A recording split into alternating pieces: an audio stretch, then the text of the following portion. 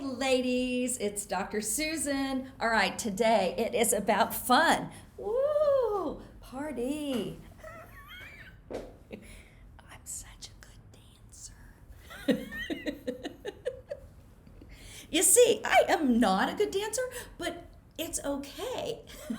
You know, I'm still gonna dance. Now, I had this boyfriend, I'll tell you, he super, super sweet, super great guy, but he was like, you're like a girl version of the guy in Hitch that can't dance. So he's like, so I'm like, so tell me how. He's so just like in the movie, you keep it right here, like right here. This is your spot, and this is where you dance, you know. And then just like in the movie, when he turned around, I'd be like, and then I'd be back to this, you know, and he'd be all proud of me. I did tell him later. But yeah, so it's okay. So in order to have confidence, it doesn't mean that I have to have it all together. By the way, this is Dr. Susan, and I am here to help you with your confidence. Because I'll tell you what, I have learned so much about confidence.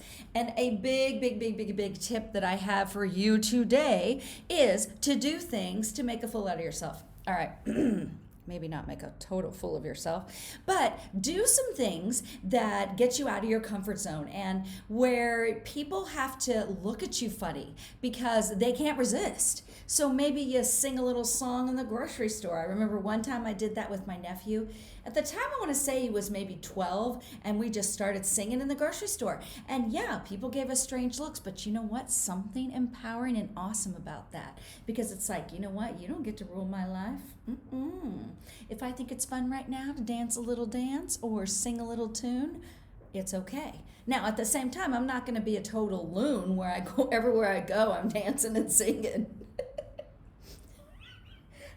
That just would be funny, I think. But no, that's not what I was saying. But I am saying you don't have to dance or sing, but do something that makes you a little bit nervous. Makes you think, will anyone see me do this? Oh my gosh, I don't know that I could do that. Okay? Do something like that every single day.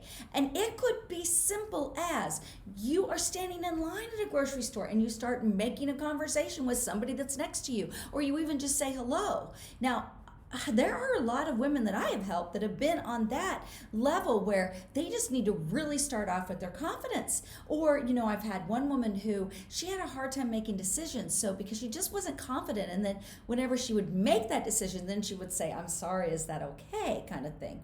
And so the first step is to be aware that she was doing that. And then the second step was start doing that stuff that scares you a little bit. All right, so for you, maybe what you want to do is you want to go eat alone in a restaurant. And not use your cell phone, but just sit there. No book, nothing that you could look like you're doing something to where you wouldn't even notice if someone looked. So you need to be there, and you need to be sitting there and waiting for your food and just happy that you're sitting there. It could be scary to you, or it may be you over there in the back in your sweatpants. I like those. I like teddy bears. Okay? Maybe what you need to do is you need to go for that promotion that you think that you're not qualified for, because maybe on the list you're not qualified for it, but you should still go for it. Okay? So the job thing is not something you would do every day, but you have to figure out what is it that's going to scare you. And I know that whenever I went through my divorce, I went through this time where I wanted to be scared.